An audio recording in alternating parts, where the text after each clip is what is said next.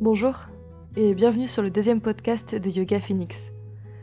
Aujourd'hui, on va se demander, et si on était une Desperate Housewife?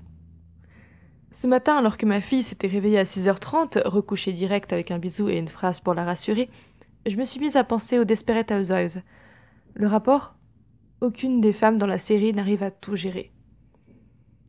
Brie développe sa carrière quand ses enfants sont déjà adultes, Suzanne assume un emploi à mi-temps pour s'occuper de son fils, et Gabrielle s'occupe de ses filles. Ce n'est que lorsque son mari Carlos a plus de temps devant lui et pour leurs enfants qu'elle décide de travailler. Le personnage qui fout le plus les boules, Lynette.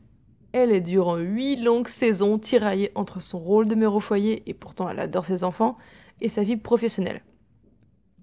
Elle est tellement mal de ne pas pouvoir gérer les deux qu'elle arrive à mettre son couple en péril, jalouser son mari Tom d'avoir un travail à haute responsabilité et divorcer.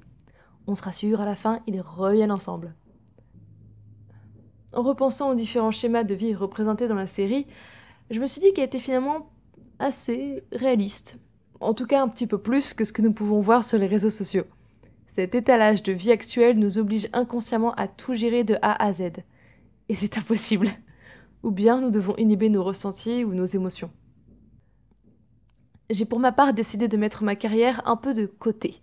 Entendez ici que j'avais un CDI dans une boîte sur Paris et que je suis partie me mettre à mon compte pour avoir plus de temps à consacrer à ma future vie de famille.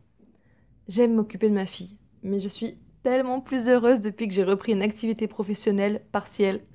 C'est tellement plus agréable de se dire en fin de journée qu'on a assumé notre rôle de parent, mais également de professeur de yoga ou de directrice artistique ou de compagne et même d'amis. Il y a quelques fois où le soir je regrettais de ne pas pouvoir réussir à tout endosser. Il faut accepter que nous sommes humains et nous ne pouvons pas toujours tout gérer. Facile à dire, mais dans le concret, le yoga et surtout la méditation m'aident à lâcher prise, à me dire « laisse tomber ». Aujourd'hui, t'as pas avancé sur des révisions, tu les feras demain. T'arrives pas à te déplacer pour voir une amie, envoie-lui un message pour lui montrer que tu penses à elle ou propose-lui un appel téléphonique. Chaque jour, nous faisons de notre mieux, alors essayons de nous juger moins sévèrement. J'ai envie de terminer avec une citation de la série Desperate Housewives. Pour survivre, nous devons trouver cet être exceptionnel qui saura nous guérir. Mais on ne sait jamais à l'avance qui aura le remède à notre souffrance, ni quand cette personne se présentera. J'ajouterai cependant, et si cet être exceptionnel, c'était tout simplement nous-mêmes ?